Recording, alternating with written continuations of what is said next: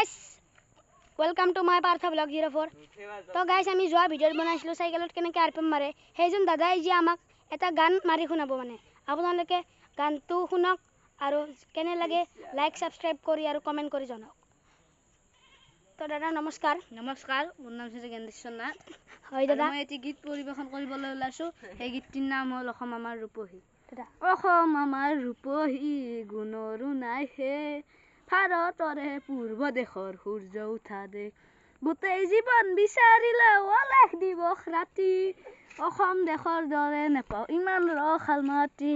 চিৰ বিনন্দিয়া তোমাৰ সেউজ পৰিৱেশ ভাৰতৰে পূৰ্ব দেশৰ সূৰ্য উঠা দেশ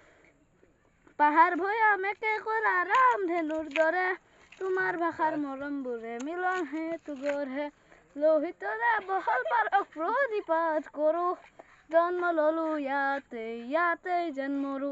পাম ক'ত এনে মধুৰ ৰূপৰ সমাৱেশ ভাৰতৰে পূৰ্ব দেশৰ সূৰ্য উঠা দেশ